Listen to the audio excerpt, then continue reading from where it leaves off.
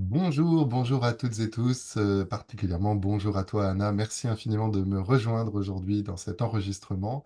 Ce que je te propose, c'est que pour les auditeurs, auditrices peut-être qui ne te connaîtraient pas, si tu peux nous dire euh, qui tu es et quel titre tu choisis et pour quelles raisons. Bonjour, merci beaucoup pour ton invitation déjà. Alors, qui je suis? Anna Gallet, femme, 34 ans. Et de titre, de boulot, c'est coach, principalement. Et de la déclinaison, praticienne en hypnose et maintenant formatrice à mon compte. Voilà. Excellent. Et qu'est-ce qui anime ton choix? Je sais pas, il y a des gens qui s'appellent hypnothérapeutes. Comment ça s'est dessiné chez toi, ça? Dans le parcours que j'ai eu, j'ai commencé par psycho, euh, et la PNL et le coaching. Et en fait, une fois sortie de la PNL, je sentais que j'avais pas un cadre assez clair de pratique, en fait. J'avais pas quelque chose qui englobait. C'est-à-dire que j'avais l'impression d'avoir plein de petits outils différents et de pas savoir vraiment comment les mettre, les amener en séance, quoi. Mm. Et je m'y retrouvais pas dans il y a je sais pas, il y a un problème de croyance, je fais une marelle, quoi. J'avais du mal, je trouvais que c'était limité dans un accompagnement et donc j'avais besoin de quelque chose qui englobe et j'ai suivi donc une pote en praticienne PNL comme moi et qui m'a dit viens, on va faire cette formation. Et j'ai dit d'accord. Elle a fait pareil pour l'hypnose. J'ai dit d'accord. Je suis suiveuse, moi, comme meuf. Et donc, du coup, la formation de coach m'a permis de mettre un cadre plus précis et des stratégies d'accompagnement plus précises, même si ça évolue et ça change beaucoup, je trouve. Mais ça m'a permis de mettre vraiment un cadre de pratique différent. Et donc, l'hypnose, en fait, est venue s'insérer comme un outil dedans, mais ça n'a Mm. pas changé le cadre à partir duquel je pratique. Excellent. Et ça va nous certainement nous donner des éclairages, en tout cas qui moi me passionnent et qui j'espère vont être intéressants aussi pour nos auditeurs, auditrices ou les gens qui nous regardent sur le cadre de la pratique, qui est un des enjeux ou un des objectifs principaux de cette série d'entretiens que je fais, puisque je prends conscience un peu tardivement d'ailleurs que notre pratique n'étant pas réglementée, chacun fait un peu à sa sauce en fonction des instituts, ce qu'on lui a montré, etc. Et donc, je serais vraiment très curieux. En plus, d'habitude, tu es de l'autre côté du micro, donc je suis vraiment touché et honoré que tu aies accepté de passer de l'autre côté du miroir. Avant ça, je trouve que, pareil, souvent, ça donne un éclairage sympa et en plus, ça permet d'apprendre à mieux te connaître aussi. Si tu as pu avoir une vie avant l'hypnose ou avant l'accompagnement en tant que tel, dans quelle mesure elle pourrait influencer ta pratique aujourd'hui? Alors, une vie avant, c'est sûr. Une vie pro, alors c'est une vie pro ou quelque chose de plus perso que tu demandes? Souvent, c'est plutôt une vie pro. Après, tu sens la Alors, question, donc je te laisse y répondre un peu au feeling, quoi. une vie pro, avant le... Non, je voulais être coach de base. Je voulais... Ok. J'avais fait les études de psycho pour ça, pour être coach et pour avoir le diplôme au cas où un jour ça soit encadré, le métier de coach. Donc, je voulais un diplôme de psycho, voilà, pour valider, puis parce qu'avec toutes mes peurs de on ne sait pas de ces trucs, etc., etc. Donc j'ai arrêté mes études en master 1 parce que pour passer en master 2 à l'époque, il fallait être très très bon, très motivé, aller beaucoup en cours. Et moi, c'était tout ce que je ne faisais pas parce que j'étais sur une fac à orientation psychanalytique, Lyon 2, et ça me parlait pas du tout en fait à l'époque. Vraiment, il n'y avait rien, j'accrochais à rien. Et donc j'avais un boulot à côté, j'étais vendeuse dans un magasin de décoration. Et j'étais passée chef un peu du magasin de déco parce que la chef était partie en arrêt. Donc, je faisais beaucoup de choses en même temps. Et donc, la PNL, le coaching, le boulot à côté, les études qui étaient à 2 heures de route aller, 2 heures de route retour de chez moi. Et donc, la solution, je ne sais pas si c'est de facilité, mais c'est que j'ai lâché à la deuxième année de Master 1, après le stage, j'ai dit, c'est bon, moi, je n'aurais pas la motivation et l'engagement que certains ont pour avoir 17 de moyenne et passer en Master 1, quoi. Parce que je voulais un Master 1 de clinique et je voulais rien d'autre. J'étais un peu dans le contrôle. Donc j'ai lâché à ce moment-là en me disant de toute façon, un jour, tu t'y remettras et tu finiras tes études. Ce qui est beaucoup plus difficile maintenant parce que les règles ont changé et que maintenant, la sélection se fait en master 1. Donc, c'est-à-dire qu'il faut avoir des très bonnes notes de licence pour passer en master 1. T'imagines que Hmm. moi, mes notes de licence étaient à 10, tout pile, vu mon implication dans les études. Donc, ça m'a quand même donné des bases hyper intéressantes. Ça a donné une culture de façon psycho hyper intéressante, mais je me suis plus positionnée contre ça à ce moment-là. Et du coup, j'ai enchaîné tout de suite avec le métier de coach, quoi. Voilà, j'ai été vendeuse comme boulot étudiant, mais pas, j'ai pas eu un métier avant, genre des RH, pas du tout. Mais alors, attends, c'est passionnant. C'est tellement loin de mon histoire personnelle que je trouve que j'adore, tu sais, quand on rencontre des gens ouais, qui ont des chemins de vie, ça vaut aussi sur les pensées, sur les croyances qui sont tellement différentes des tiennes que du coup, ça donne du volume, enfin, en tout cas, ça permet de prendre du recul sur sa propre histoire. C'est pas, c'est arrivé assez tardivement, même l'idée de pouvoir Ouais. accompagner, de faire de l'hypnose. Toi, tu as senti très tôt dans ta vie que le coaching, l'accompagnement, c'était un truc dans lequel, enfin, c'était ce que tu as envie de faire, quoi. Ouais, je pense que je voulais déjà m'aider moi-même. C'est un peu ce que je raconte sur le podcast de Laurent. Ma mère, elle est maître de PNL, donc j'en ai entendu parler assez tôt, Ok. de ça. Et elle est infirmière libérale à la base, donc elle a pas, voilà, elle est pas coach, elle est pas infirmière libérale, cadre de santé après. Et donc j'en ai quand même entendu parler assez tôt. Et puis moi, j'étais bien quoi en termes de colère, de gestion des émotions. Ça n'allait pas du tout de mes 16 à 25 ans. Et je pense que j'ai essentiellement fait ça, en tout cas la PNL, vraiment, et psycho, c'était pour m'aider à moi aller mieux et à comprendre les autres et à me sécuriser par rapport aux autres. Donc j'ai vraiment fait ça de manière totalement égocentrée au départ sur j'ai besoin de sortir de là, quoi. Tu vois, les psychos suffisaient pas, les coachs que je voyais non plus, et j'avais besoin d'apprendre plus de trucs. C'est rigolo parce que on en avait parlé avec ma mère de la psycho à 18 ans à la sortie de lycée, après le bac, et j'ai traîné, j'ai fait ma flemmarde parce que c'était vraiment, enfin voilà, je savais que j'aurais pas d'appart à Lyon, que j'avais pas les moyens, et donc j'allais me taper les allers-retours Saint-Étienne-Lyon, et donc flemme. Incroyable, donc j'ai commencé par médecine, où j'ai tenu à peu près 2 mois. Ensuite, j'ai fini au McDo à bosser pour passer mon troisième permis, que j'avais loupé les 2 premiers. Et ensuite, j'ai fait bio une année. Donc, j'ai fait une année de bio, j'ai fait 2 semaines de GACO, gestion administrative et commerciale. Pourquoi? Je ne sais pas. Pour suivre mon mec de l'époque, sûrement. Et ensuite, au bout de 2 ans, je me suis dit, bon, allez, c'est bon, arrêtons de tourner autour du pot, j'y vais là, quoi. Et c'était une grosse année parce que c'était l'année où j'avais 20 ans. C'était l'année où je commençais la PNL, l'année où je suis partie de chez mes parents pour me mettre en couple et partir dans un autre appart, et l'année où aussi mon beau-père est mort. Donc c'est une année qui a été vraiment charnière à ce moment-là. Waouh. Ouais, c'était une grosse Ouais, année. ça fait beaucoup, ouais. Ouais, ça faisait beaucoup en changement. Tu sais, tu entends un espèce de truc adulte, en fait, sans être vraiment, parce que tu continues des études. Et clairement, bah, moi, l'argent que je me faisais comme vendeuse suffisait pas à me payer le train, etc. Tu vois, je devais gagner 900 balles par mois. C'était pas assez pour vivre de son côté. Donc mes parents m'aidaient beaucoup aussi. Donc une année, ouais, c'était charnière, ces moments-là, quoi. C'est intense. Génial, je suis juste touché de connecter avec cet aspect de ta vie, donc c'est cool.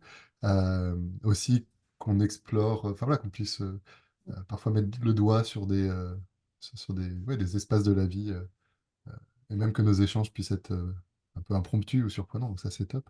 Ce que j'apprécie beaucoup dans ce que je perçois de toi et de ton travail, euh, et, et j'espère que ça pourrait être aidant pour un maximum de personnes, c'est justement une dimension très professionnelle et déjà une grande lucidité. Moi j'ai découvert à 26 ans l'hypnose et que c'était ce que j'allais vouloir faire, mais j'ai l'impression que jusque-là, tu vois, je m'étais laissé porter sur des rails sans même avoir eu le recul de me demander ce que je pourrais vouloir faire. Tu vois, ça m'a un peu presque pris par surprise. Euh, et et, j'ai l'impression dans ce que je perçois des formations que tu fais, des interventions, des podcasts et aussi euh, quand tu es de l'autre côté du miroir, euh, une forme de clarté justement dans ton cadre, dans ton éthique d'intervention. Et j'ai l'impression que les gens qui sortent de formation, je dirais des cursus initiaux, un peu toutes écoles confondues, normalement, tu es à peu près bien équipé sur l'outil hypnose. Mm. Les gens savent à peu près faire de l'hypnose, je trouve. C'est de plus en plus rare que tu aies une espèce de soupe PNL où on fait de l'hypnose conversationnelle parce qu'on n'ose pas faire de phénomène hypnotique. Euh, Toi, tu dis ton cadre, c'est plutôt le coaching, Mm. mais tu formes et tu accompagnes beaucoup de gens qui sont hypnothérapeutes, praticiens, praticiennes en hypnose. Ça, mais la question va être complètement ouverte. J'espère que ce sera suffisamment. ouvrant pour que ça t'inspire. Justement, en termes de cadre, comment est-ce que tu aides les gens que tu formes à gagner en clarté sur, OK, ce genre de demande, je prends pas. Est-ce que je fais une séance unique? Est-ce que je fais des programmes de 10 Mm. séances? Est-ce que je fais 3, 5 séances au doigt mouillé? Comment je réoriente quand je sens que je suis à la limite de mes compétences? Enfin, voilà, je te balance toutes ces questions un peu en vrac. Je te propose d'ouvrir la première porte qui te paraît la plus facile à ouvrir, puis on verra un peu comment ça se construit tout ça. Ouais. Sur l'accompagnement que ce soit de la supervision ou les formations, on essaye vraiment de leur faire bosser le cadre, du coup, et leur cadre, et trouver leur cadre. Parce que c'est très difficile de trouver son cadre au début. Je me disais que moi, j'ai une sorte de clarté dessus. Oui et non, parce que je me suis jamais trouvée assez claire dessus. Je me suis trouvée toujours un peu plus exigeante là-dessus. Je trouve qu'on est... Moi, un gros défaut que j'ai en accompagnement, c'est que j'ai depuis longtemps, que j'ai de moins en moins, mais que j'ai eu très longtemps, c'est de vouloir être aimée de mes clients Hmm. et validée. Parce que moi, je trouvais que je faisais tellement des trucs pas assez bien que j'attendais que l'autre me valide. Donc, du coup, le cadre, quand on est comme ça, il est changeant puisqu'il s'adapte à l'autre pour que l'autre nous aime bien. Donc, dès qu'ils essayent de péter un peu le cadre, bah oui, vas-y, tiens, avec plaisir. Espèce de suradaptation du praticien, de mon côté. Donc, je trouve que, enfin, voilà, moi, je le vois pas du tout comme toi. Tu le vois de façon claire, nette, précise. Moi, je dis, c'est pas assez, c'est pas assez, c'est pas assez. Mais bon. Pour accompagner les praticiennes, je vais genrer au féminin parce que c'est essentiellement des nanas quand même que moi je vois. OK. Euh, donc pour accompagner les praticiennes et dans les formations qu'on fait, on fait un gros travail sur le cadre et on divise ça, enfin moi je divise ça sur plusieurs types de cadres. Donc le cadre légal déjà, qui est à mon avis le cadre de base de notre pratique. Donc là on fout dehors tout ce qui est exercice illégal de la médecine, donc les allergies, les douleurs s'il n'y a pas un médecin qui a fait une prescription. Et même là, c'est très touchy parce qu'ils n'ont normalement pas le droit de prescrire des personnes qui ne sont pas professionnels de santé. Hmm. Donc, si on n'est pas infirmière ou enfin, ostéo non, mais kiné, voilà, normalement, les douleurs, on ne devrait même pas s'en occuper. Voilà, donc tout ça. Et ce qui est très dur là-dedans, c'est d'arriver à quelle est la limite entre la psychothérapie et l'hypnothérapie. Donc, Alors, cette là, tu as limite, deux elle est... limites. Tu as le côté médecine, le corps, et Voilà, le c'est côté ça. psychothérapie. C'est ça. La Vraiment médecine, c'est important. facile. La médecine, c'est facile, c'est très clair. Pas de diagnostic, pas de guérison. Voilà. Ça, c'est extrêmement clair, c'est légal. Voilà. Mais il y a un truc qui est plus flou, en tout cas en France, qui l'est moins au Québec. Mais c'est que, ben, à quel moment, en fait, on commence à faire de la psychothérapie et à quel moment on commence à toucher, en fait, à la souffrance psychique des gens. Et quand si je définis la psychothérapie comme l'accompagnement de la souffrance psychique des gens, tu vois que tout de suite, on est en plein dedans, très souvent, et que même si on arrive sur un truc tabac, machin, ou un symptôme, une phobie, on peut très rapidement tomber dans la psychothérapie. Donc moi, mon avis actuellement, c'est qu'on fait de la psychothérapie sans le dire, parce qu'on n'a pas le droit d'utiliser psychothérapeute, même si on a le droit d'utiliser le mot, on peut jouer sur tous les mots quand on le sait, mais en soi, on n'est pas censé remplacer les psychologues, ce qu'on fait beaucoup. Euh, donc là, le cadre, il est plus difficile dans la limite de ce qu'on accompagne ou pas. Donc ça, c'est la partie floue du cadre. Et après, pour moi, il y a un cadre conceptuel. Donc, je n'ai pas encore trouvé le bon mot, mais c'est sur quoi tu t'appuies comme concept, où tu parles. C'est un peu ce que tu explorais avec Pauline, elle sur la Gestalt puis, particulièrement. Et ça va être ben, sur quelles idées psycho je m'appuie et quelles croyances moi j'ai sur l'accompagnement, le changement, l'hypnose, tu vois, mon outil. Et là, ça demande un gros boulot. Euh, et ben, sur quoi je m'appuie en fait et développer un espèce d'esprit critique là-dessus pour remettre en question nos propres croyances. Très difficile. Donc ça fait déjà deux sortes de cadres. Et ensuite, il y a le cadre pour moi, encore à l'intérieur de tout ça, il y a alors, le cadre de la séance qui va dépendre justement de ton cadre de concept, tu vois. Hmm. Un cadre de psychanalyse, de séance, il est très clair, très précis, que ce soit sur le dispositif, sur le temps de séance, sur le temps entre les séances, sur le nombre de séances. Enfin, voilà. C'est très très clair. Et nous, on est beaucoup moins clair pour le coup là-dessus. Et ensuite, à l'intérieur de tout ça, tu as encore un cadre encore plus spécifique pour les hypnos qui va être le cadre de l'hypnose. Parce que je vois ça comme un. Voilà, moi, j'ai pris un peu l'orientation, même carrément l'orientation de Jordan sur ben, c'est un jeu et une exploration. Je Hmm. trouve que pour commencer l'hypnose avec les gens, c'est génial. Et même pour commencer en tant qu'hypnose, c'est génial parce que ça t'enlève une espèce de pression là-dessus, tout en se rappelant que c'est pas l'hypnothérapie qui est un jeu, mais l'hypnose, le travail de transe, euh, qui est une exploration pour trouver la bonne porte d'entrée, là, je te ferai du Jordan à fond. Allez l'écouter lui plutôt que moi là-dessus. Il est meilleur que moi, mais voilà, pour moi, il y a vraiment, tu vois, plein de types de cadres différents qui s'emboîtent, c'est des poupées russes, quoi, vraiment. Génial, rien que cette clarté sur l'emboîtement des cadres est déjà, je pense, hyper bénéfique en soi. Moi, ça m'aide à mettre du volume et à gagner en clarté sur même mes propres représentations. Donc, j'ai bon espoir que ce soit aussi aidant pour les gens qui nous écoutent. Euh, si on clarifie, j'ai l'impression que sur le côté médecine, il n'y a pas de sujet. On n'est Non. pas censé bosser sur tout ce qui est de Ouais. l'ordre du corps. Ah ouais, ouais, moi Euh, j'ai plus de limites. Je supporte plus de voir. Je suis passée dans un extrême de. Je ne supporte plus de voir des praticiens qui font n'importe quoi. Ouais, c'est. Et les écoles, hein, pareil. oui, le Euh, protocole pour les allergies, merci. Ah ouais, faut arrêter. Moi j'ai adoré mon école de PNL, je l'ai trouvé génial. Et ils enseignaient le protocole d'allergie. C'est bon, c'est fini. Après, C'était peut-être très bien à un moment, tu il y vois. a très Mais longtemps, ouais, c'est ça. maintenant, ouais, ouais, ça fait longtemps. Mais maintenant, c'est terminé en fait. Il y a trop de conneries qui se font dans le milieu pour qu'on continue à faire ça. C'est ça le problème en fait. Est-ce qu'il y en a vraiment tant que ça? J'ai pas Ouais. l'impression qu'il y ait Si, je sais plus qui disait, si jamais l'hypnose, après j'aimerais quand même qu'on finisse de préciser ouais. les enjeux de cadre, mais si jamais l'hypnose était un tel outil de manipulation, ça se saurait, tu vois, ça fait 250 ans que c'est étudié, ça a été étudié par la CIA, par le KGB. euh, Non, je parle pas de. Alors, c'est et- pas je vois pas l'outil comme un outil. Alors, je pense que c'est un outil de manipulation, mais comme tout, comme le langage, comme tout ce ouais, qu'on fait est une manipulation. pour Tu la vois, je prise de suis arrivée, contrôle. je me suis maquillée, machin, c'est une manipulation pour regarder, je suis mignonne, je suis jolie, m'attaquez pas, quoi. On manipule tous. Il n'y a pas de, il y a pas de problème avec ça. C'est pas le côté de la prise de contrôle. C'est qu'il y a des thérapeutes qui font n'importe quoi et qui disent qu'ils peuvent soigner des cancers. Tu vois, Oui. c'est là-dedans. C'est dans la limite de ce qu'on fait, et de qui on accompagne et comment on l'accompagne. Là, on est en train de faire un truc sur le tabac là, pendant 5 jours. Donc on a eu des questions. Est-ce que je peux utiliser le même protocole tabac pour l'alcool? Ben non, en fait. Tu vois, on ne peut pas tout faire. L'hypnose est un outil super. Peut-être que le cadre que vous avez appris de psychothérapie, d'accompagnement, il est génial aussi, mais il y a des limites à tout, et notamment il y a des problèmes qui sont médicaux, comme l'alcoolisme, par exemple. Après, il y a différents alcoolismes, mais après, il faut avoir des connaissances, ne serait-ce que Et pour savoir un c'est peu où ça, il faut déjà on savoir qu'il y a différents alcoolismes. Il faut avoir des connaissances sur l'addiction qui ne sont pas les connaissances addiction tabac, parce que là, on ne parle pas des mêmes genres d'addiction non plus. Tu vas faire l'héros. Moi, j'ai entendu des gens qui disent, ah bah moi, pour l'alcool, en 2 séances, c'est fait. Ben non, en fait. Non. Mais c'est des praticiens, c'est formateurs hein, que tu entends faire ça. Mais comme tu entends 95% de réussite sur le tabac, non, arrêtez de vous foutre de notre gueule. On sait que c'est pas vrai. C'est bon. C'est des mythos à tout va, qui sont marketing, qui sont super, mais c'est de la merde. Pardon, je m'en fais.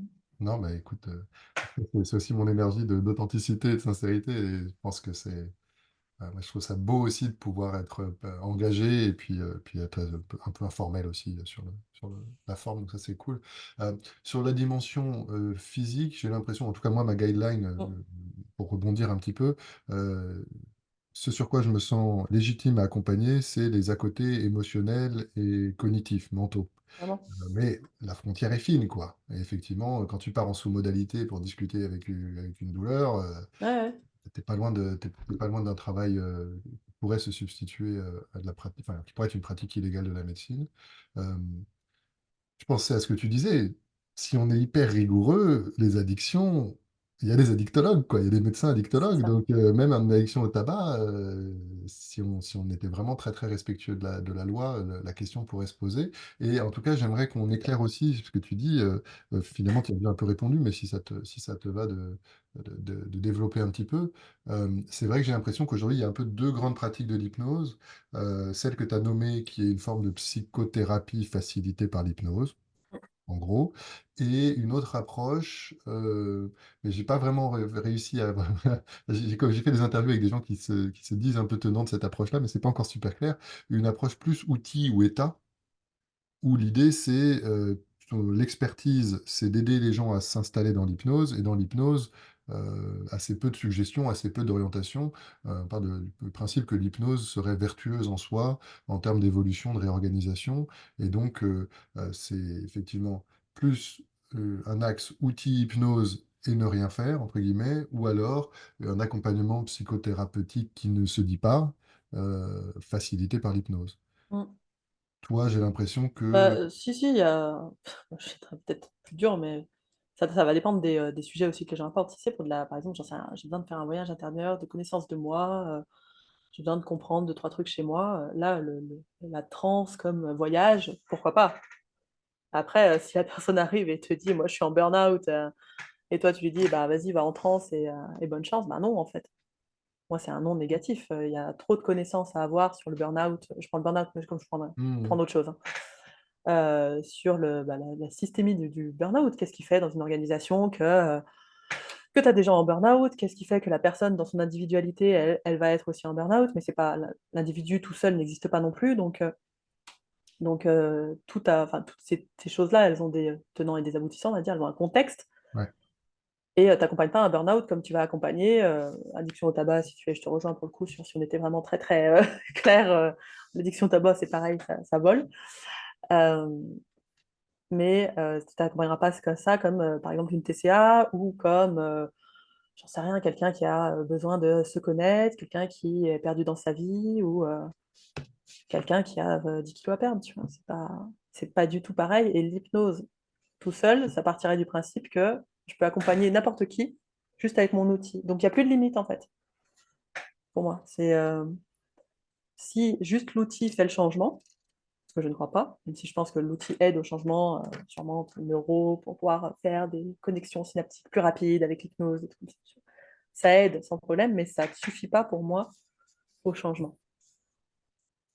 Je rajouterais une petite couche sur l'outil au niveau des croyances. C'est-à-dire que les gens chargent l'état d'hypnose Ouais, d'un tas de vertus. Quand tu vis de l'hypnose, que tu n'arrives pas à empêcher tes mains de bouger, ou que tu n'arrives pas à décoller tes yeux, ou n'importe quel phénomène où tu sais que tu es dans un état de conscience différent de d'habitude, en tout cas de celui auquel tu es habitué, alors souvent ça favorise la croyance, la conviction que les gens peuvent avoir dans le fait qu'ils peuvent changer et qu'ils peuvent être quelqu'un d'autre. bien sûr. Euh, et en fait, c'est génial, merci, c'est très aidant parce que j'ai l'impression que ça m'aide aussi à clarifier. Euh, Aujourd'hui, dans la structure un peu de mes séances, ce que j'essaye de favoriser, c'est quand même une hypnose assez peu intrusive, en tout cas très libre, Mhm. au moins un temps, je dirais. Avant de commencer à partir dans des stratégies de changement et d'accompagnement, d'ouvrir le champ parce que quand les gens ont la ressource et arrivent dans l'état d'hypnose à se réorganiser de manière assez spontanée, je trouve que c'est très élégant et Bien très sûr. respectueux. Néanmoins, je crois qu'on se rejoint, en tout cas c'est ce que j'entends dans ce que tu dis, euh, ce sera rarement suffisant. Mhm. Et Ça même peut, dans... hein, ça peut sur des gens qui ont vachement avancé avant, qui se connaissent bien, qui ont fait plein de thérapies, qui machin, mais du coup, c'est pas l'hypnose qui fait que. C'est qu'ils ont fait tellement de choses avant, qu'ils arrivent chez toi au bon moment. Toi, tu es le petit déclencheur en plus. L'état de transe, ils adorent, et machin, et trucs, et je suis d'accord. De toute façon, après, c'est le postulat de débat, hein. On a les ressources en nous. L'inconscient est un réservoir de ressources, et ces ressources peuvent nous aider à changer. Oui, mais il n'y a pas que ça, malheureusement. Donc on se rejoint sur ces espèces de postulats PNL d'ailleurs. C'est une bonne croyance de penser que la plupart des gens ont beaucoup plus de ressources à l'intérieur que ce Bien sûr, qu'ils imaginent. Tu vois, je pondère déjà. bien Après, sûr. c'est sûr que si l'inconscient était omnipotent et qu'il avait toutes les ressources, les gens, ils ne viendraient pas nous voir, en fait. Donc, Ça, ça reste un point de vue, l'inconscient comme ça, hein. Si je le prends du point de vue de Freud, c'est un réservoir de pulsions, et de pulsions pas sympas. Donc, c'est un point de vue qui est plus sympa dans notre un peu orientation, on va dire, humaniste. Nous, on a un cadre conceptuel plus humaniste que psychanalytique, même si on rejoint beaucoup de trucs psychanalytiques, mm, mm. notamment sur un gros biais qu'on a, ça va être le biais de la cause unique. Dans le passé, il s'est passé quelque chose qui crée le problème maintenant. Donc, ça, c'est psychanalytique de ouf. C'est en plus un biais du cerveau de penser que s'il y a un problème maintenant, c'est qu'il y a une cause qui est unique quelque part. Et donc, on simplifie des fois beaucoup des problèmes complexes Mm. maintenant avec une explication simple. Et on fait ça tout le temps. La séance, pour nous, c'est un peu pareil. La séance d'hypnose devrait pouvoir créer un changement comme ça, alors qu'au des fois, on a des gens très complexes en face de nous, avec des problèmes très complexes qui sont créés et qui se maintiennent depuis des années, et qui n'ont pas juste quel est l'avantage à avoir à fumer, quoi. Oui, ça me détend, d'accord. C'est léger, quoi. Alors justement, tu me donnes un frisson. J'ai un peu le signe de émotionnel ou physique chez moi quand je sens qu'on est au contact de quelque chose de vraiment utile et aidant. Euh, si tu avais un éclairage, un conseil, une idée justement pour des gens qui partagent peut-être le point de vue qu'on est en train de partager sur le Mm. fait que finalement les formations en hypnose sont souvent correctes sur l'outil, mais assez légères, pour ne pas dire pire, sur les cadres, Mm. sur la prise de recul et la lucidité sur sa pratique. C'est finalement un travail que chacun, chacune se retrouve à mener un peu seul pour peut-être aider des gens à gagner du temps, justement, dans l'exploration, la définition de leur propre cadre de pratique. Qu'est-ce qui, toi, t'a aidé ou qu'est-ce que tu utilises pour aider tes stagiaires ou si tu as d'autres idées, justement, pour avancer sur Mm. euh, ce cadre où on va peut-être assumer qu'on fait une forme d'accompagnement psychothérapeutique sans être psycho et comment est-ce qu'on borde les choses pour arriver à bien travailler sans faire de conneries. Ouais. Euh, Bah, moi, comment je les fais travailler les gens, je pose beaucoup de questions auxquelles ils doivent répondre, c'est long, hein. Puis en plus, c'est long et c'est pas un truc qui peut se faire, ça prend du temps quoi, pour prendre le recul nécessaire sur sa pratique, c'est difficile. Et après, d'aller lire des cadres autres que les nôtres, c'est-à-dire sortir de l'hypnose complètement et aller voir les psychos, aller voir les psychos Gestalt, aller voir les psychanalystes, voilà. Eux, ils ont défini des cadres très clairs. On adhère ou pas, hein.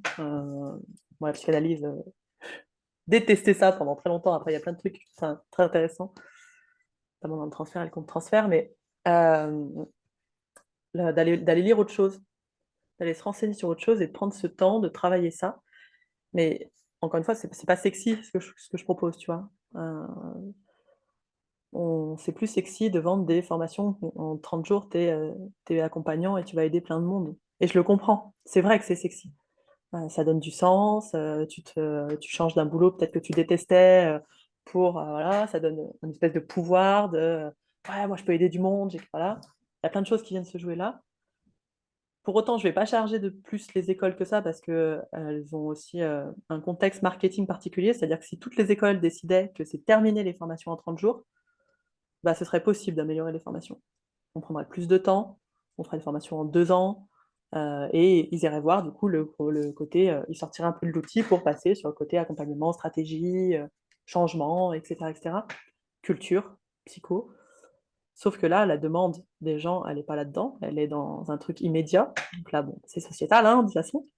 C'est un besoin immédiat de changement. Ils ne veulent pas se faire chier à apprendre des trucs qu'ils ne peuvent pas appliquer tout de suite, comme de la psycho. Et donc la flemme des hypnos et la demande fait que pour l'instant ça ne change pas et je ne suis pas sûre que ça change tu vois, je pense pas que les écoles, tu ne peux pas avoir une école, une grosse école qui change complètement son fusil d'épaule et qui dise bah nous c'est fini les formations en 10 jours, on va faire des formations en 2 ans mais vous serez vraiment hyper compétent à la fin. Mais personne ne va aller chez eux parce que ça coûtera plus cher, parce que ce sera plus long. Quand tu entends les gens, des fois je discute, ils disent ouais, mais j'ai la flemme de faire psycho. Ouais mais bon, c'est 5 ans, je comprends, hein, c'est long, ça peut être chiant. Mais ce sera encore plus long si tu le fais toi-même de ton côté, d'aller lire des bouquins, d'aller te renseigner, d'aller écouter des podcasts, d'aller regarder des émissions, de lire des magazines, etc. C'est long aussi, quoi. Ce métier est complexe et on en a fait quelque chose de trop simplifié, je pense. Voilà. Je sais pas si j'ai répondu à la question. Un tout petit peu à côté, mais en tout cas, je partage ton point de vue. Et justement, pour arriver, j'aime bien ce concept de point de repère, parce que la complexité, je suis pas sûr qu'on puisse l'aplanir complètement, Non. c'est souvent du populisme, hein, de donner des Ah réponses ouais, non, simples mais à je des pense problèmes que complexes. En revanche, justement, j'ai l'impression, allez, je te propose une idée comme ça, puis on voit comment ça peut aider à rebondir. Moi, j'ai l'impression que les limites de notre pratique, il y a ce que tu disais, il y a le côté physique, le corps, pratique illégale de la médecine, il y a le ouais. côté psychothérapie, voire pire psychiatrie. Avec Ouais. ce qui est psychopatho, c'est quand même pas mal si tu as des points de repère pour identifier si une Mm, personne mm. a une tendance qui rendrait l'accompagnement compliqué. Je pense aux personnes, pas borderline, l'ancien maniaco-dépressif, Bipolaire. bipolaire. Alors, les gens qui ont un trouble de bipolarité, il y a différentes phases, et quand ils sont dans une phase up, ils peuvent être très enthousiastes, et tu Ah verras bah, très bien marcher tu dis, ah, l'hypnose. ils vont être super Ouais, clients. c'est ça. Et puis ça peut être super sur quelques séances, quelques mois, puis après quand ça Ouais, s'effondre, et c'est quand ah, même c'est pas mal très de gens dur. d'en venir. Donc le corps, le côté psychothérapie, côté psychiatrie, psychopatho, Mm. et je trouve qu'une des grosses limites aussi, c'est les enjeux systémiques, que tu as un peu nommé de manière, on est en filigrane. Je pense à une personne dont la difficulté serait plus l'écho d'un système plutôt qu'une difficulté personnelle. Et là, si tu essayes avec l'hypnose qui est très intrapersonnelle, à l'intérieur de la Ouais, personne, tu essaies de créer un changement sans prendre en compte le ouais, système, bah, c'est souvent une des causes d'échec. Et du coup, voilà, ça c'est un peu les points de repère que moi j'ai ouais, commencé à installer pour me repérer. Et toi, tu dis, oui, voilà, ça se fait pas, ça peut pas, tu peux pas faire l'économie d'un vrai travail de fond, de non, recherche, d'écouter, de lire des choses, d'aller regarder d'autres cadres. euh, ouais. d'autres inspirations pour justement aider les gens qui se soucient de ces questions à justement gagner en clarté, et pouvoir travailler le plus rapidement possible, le mieux possible. Tu vois, ce matin, j'avais Elsa Couteillé en Ouais, podcast qu'il faut que tu aies absolument. Sur le cadre, elle est passionnante. Et bah, donc, super. sur la systémie, ça où elle a exploré vraiment le truc beaucoup plus, je trouve, que moi. Moi, j'y arrive tout juste. Et tu as raison. Ce qu'on disait, c'est qu'à un moment, ça vient même valider, on vient valider un pattern, quand on reste sur de l'individuel et de la responsabilité de soi. Tu es dans une entreprise euh, qui, euh, qui est attaquante et qui est violente pour toi, et pour plein d'autres, parce qu'il y a un turnover, par exemple, de malades. C'est pas toi, ton changement individuel et ta prise de responsabilité qui va faire que, hormis si tu te casses, mais qui va faire que tu vas changer l'entreprise. C'est pas à toi de faire changer l'entreprise, en fait. À un niveau individuel, c'est pas à toi qui va faire changer les patrons. Donc, si tu viens, par exemple, travailler le fait de prendre du recul, de laisser tomber sur toi toute la méchanceté à travers tes petites plumes, machin et tout, et que tu as plus d'estime de toi, etc., tu viens travailler ça, ben, peut-être que la personne va rester là-dedans, et donc, tu viens revalider un truc qui est mauvais, en fait, mais qui n'est pas de la personne. C'est pas elle le problème là-dedans. C'est pas sa façon de prendre les choses, le problème. Le problème, c'est la société dans laquelle elle est. Et là, je te parle de la société et le travail, mais ça pourrait être la société au sens plus large. C'est pour ça que là-dessus, je te laisserai Elsa en parler parce que elle a vraiment poussé le truc beaucoup plus. Et je vais rajouter dans tes limites, parce qu'il me semble que tu parlais de limites euh, en soi. Il y aura aussi ce que tu peux accompagner, c'est-à-dire ce que toi, tu es en capacité. Alors, il y a ce que tu peux et ce que tu veux, sur quoi tu es formé. Il y a des choses, les deuils pathologiques, ou il y a des choses qu'on pense pouvoir accompagner parce que c'est dans notre formation initiale, etc. C'est pas si simple que ça, loin de là. Et puis il y a des choses que tu ne veux pas accompagner. Moi, par exemple, les enfants, je ne fais pas. Euh, j'ai jamais fait des séances de thérapie enfant. J'ai jamais fait. Je suis incapable de le faire. J'ai fait les ados sur du coaching mental, la prépa mentale et tout, ça, je peux. Mais sur de l'accompagnement thérapeutique, ou tu vois, un pipi au lit, ou des choses comme ça, les énurésies, je suis une quiche royale là-dessus. Je suis nulle. Le poids, je suis nulle. Parce que moi-même, ayant le problème, je suis incapable de prendre assez de recul actuellement, et ça depuis des années. J'ai fait peut-être 2 accompagnements là-dessus. Je dis, c'est bon, ça va. Je serai la pire accompagnante là-dessus. Donc ça, c'est des choses que moi, je ne veux pas accompagner. Ça se mélange un petit peu, tu vois, avec le peut pas, parce que bah, j'ai pas de recul là-dessus. La mort, les deuils, je ne peux pas non plus. Trop de problèmes par rapport à la mort moi-même. Donc ça, il faut vraiment aussi apprendre à connaître. Et ça, bon, on va faire petit à petit aussi avec les séances. Hein. Tu peux pas tout prévoir, mais il y a des choses que tu peux prévoir. Je peux te dire ça, il y a des choses, c'est particulier. Les personnes âgées, c'est particulier. Moi, j'en ai eu beaucoup des personnes âgées avec des espèces de syndrome de glissement, ou des trucs de, tu vois, de suicidaire, de mais à quoi ça sert maintenant que je continue à vivre, des choses comme ça. Quand tu le prends en pleine tête, ouais, voilà, première à la séance, parce que tu t'étais pas préparé. Tu dis, il y a des choses, tu peux pas te préparer à ça. Tu peux pas préparer à ce que les gens vont te dire, tu vois. Mais et voilà, il y a des choses, tu dois savoir que tu peux pas les faire parce que tu n'es pas formé pour. Tu t'es pas auto-formé. Je pense que tu peux très bien t'auto-former, moi. Hein. Tu peux aller lire plein de choses. Tu peux te renseigner, tu peux parler avec des gens, tu peux faire plein de choses sans forcément payer des formations. Mais voilà, il y a des choses, tu ne peux pas le faire, et il y en a, tu ne veux pas les faire. Et ça, il faut vraiment se respecter là-dedans, dans le fait que, même si c'est difficile hein, de dire non à un client, notamment quand tu débutes, parce que bah, faut que tu bouffes, en fait. Euh, donc, mais quand tu veux pas et que tu peux pas, faut pas forcer, quoi. Ça m'évoque La citation que Jean Dupré, d'ailleurs, avait oublié l'avoir dite, c'est en forgeant qu'on devient forgeron. Oui, enfin, les gens sont pas en acier, quoi. Ouais, Donc, il faut qu'on non. apprenne aussi. C'est un peu un des enjeux de ce métier. On n'a pas de stage comme il peut y avoir en psycho, etc. Donc, ou en médecine. Il faut qu'on apprenne. Donc, on est un peu obligé de se jeter à l'eau. Et c'est quand même, je crois, une bonne compétence d'être capable de pas tout maîtriser parfaitement avant de commencer à Mais pratiquer. Et en même temps, tu te jettes pas en pleine mer si tu es encore en non, train d'apprendre à faire la brasse, quoi. Donc, ou dans une non, non, tempête. non. Je Ah trouve non, que tu vois des fois les débutants qui commencent par des trucs ultra chauds, tu vois, genre anorexie, des trucs. Jamais de la vie, moi, j'accompagne une anorexie. Jamais. Never. J'y comprends rien. Et puis là, on est vraiment dans la médecine, mais non, il faut commencer par des trucs soft, hein. Et des et fois, même même, les trucs soft, oui, tu c'est tombes ça. sur des trucs, tu fais ah, Et, ah. et du coup, dans une autre limite, et je pense que ça devrait faire partie intégrante, et je crois, vous connaissez un petit peu, et vu ce que tu viens de dire, que j'enfonce une porte ouverte, mais tu pourras le confirmer ou pas, que ça pourrait faire partie du tronc commun des formations d'avoir une approche sur les traumas, ne serait-ce que de pouvoir les repérer, et après, distinguo entre trauma simple et trauma complexe, et après, ça dépend si c'est un sujet qu'on souhaite Oui. accompagner, on peut se former, il y a des formations plus ou moins longues, plus ou moins il y a plein de super bouquins. Aujourd'hui, alors, j'ai adoré le podcast que tu as fait avec Christophe, qui d'ailleurs m'a fait la joie aussi d'accepter de venir papoter avec moi aussi. Et effectivement, aujourd'hui, il y a quand même une connaissance dans la clinique et l'accompagnement des traumas qui, sans être abouti complètement, et donne quand même des pistes d'intervention qui sont assez connues et pragmatiques. On connaît à peu près les Ouais. chemins pour aider les gens à sortir des traumas. Euh, et ça, c'est quand même mieux si on est un peu préparé puisque une demande en apparence basique peut être liée à quelque chose de l'ordre du trauma, et puis parfois les gens peuvent venir avec des traumas, et ça m'invite à te poser la question un peu suivante. Je trouve que la réorientation est pas du tout anodine non plus. Ah, salut! Ah, bah, vous Ça. pouvez rester avec nous, quoi. Euh, la ronron thérapie.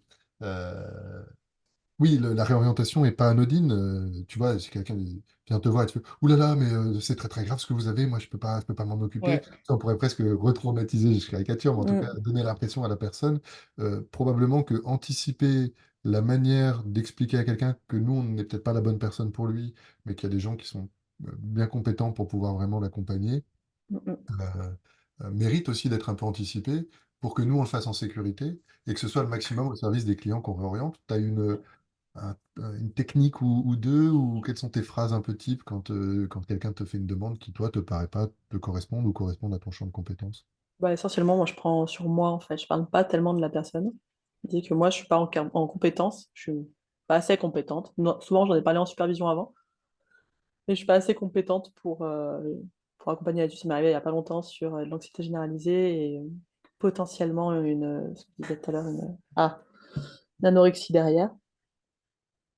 Mais rien de très clair. Et en fait, moi, ça m'a perdu complet.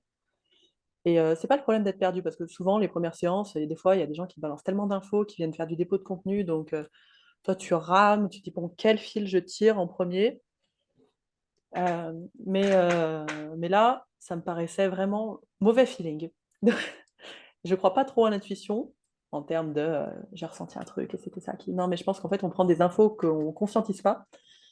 Et je me suis dit là, donc j'ai dit que bah, la dernière fois, j'ai fait un mail plus un appel pour expliquer que c'était pas mon champ de compétences et je donnais le nom de gens compétents là-dedans.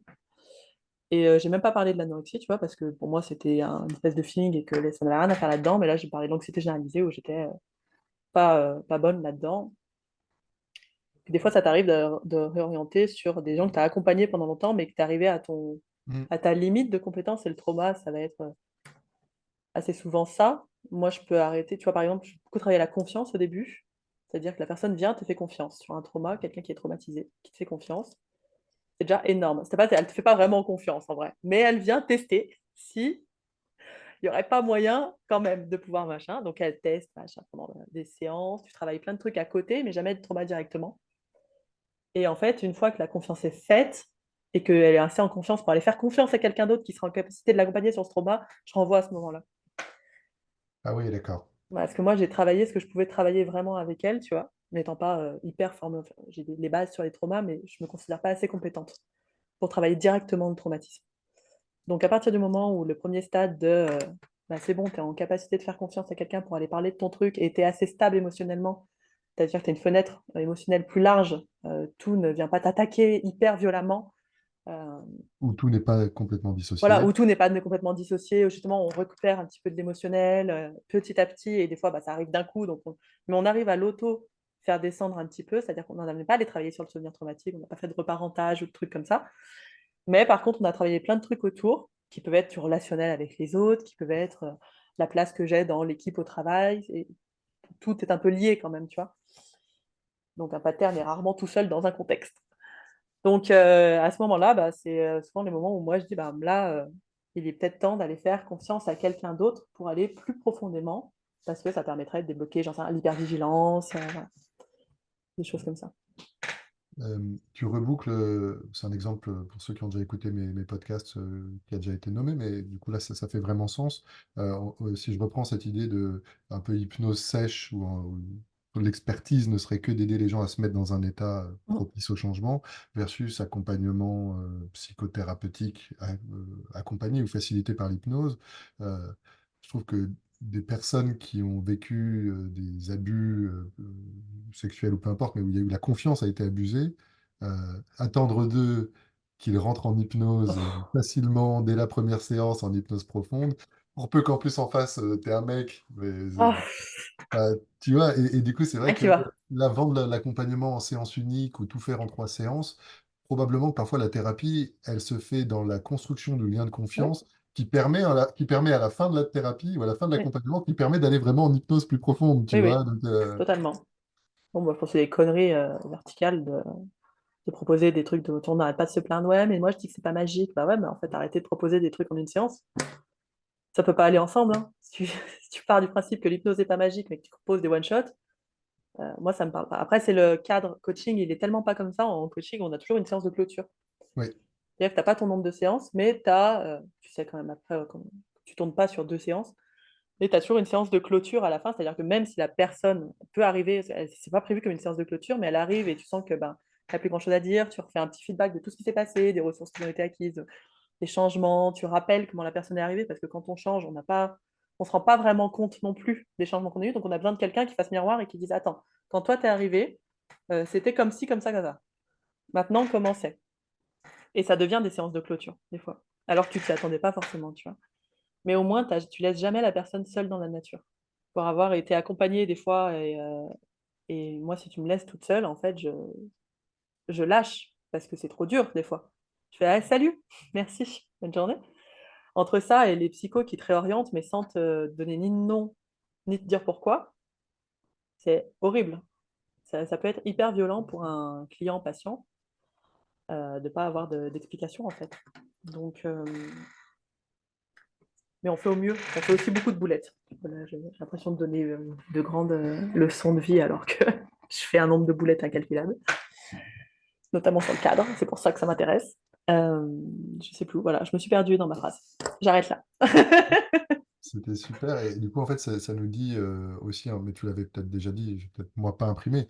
Toi, ton cadre, en fait, c'est le cadre de coaching Ouais. que tu viens, donc tu fais du coaching facilité avec d'autres outils ou d'autres états, on va dire, comme l'hypnose. Voilà. Et donc, si jamais on pousse le cran un peu plus loin, ça méritera peut-être alors de se poser la question de la différence entre le coaching et la psychothérapie. Ouais, le Et coaching, je me suis retrouvée le cul entre deux chaises pendant très longtemps là-dessus, entre l'hypnose, coaching et psychothérapie, donc entre trois chaises. C'est hyper dur de définir les limites de chacun. Le coaching, c'est quand même assez clair, c'est orienté présent, futur, avec un objectif à atteindre. Voilà. De base, dans la base, le coaching de base, tu vas pas dans le passé et tu refiles tout ce qui est passé et souffrance émotionnelle aux autres. un Quand tu as thérapeute. l'outil hypnose, tu peux pas.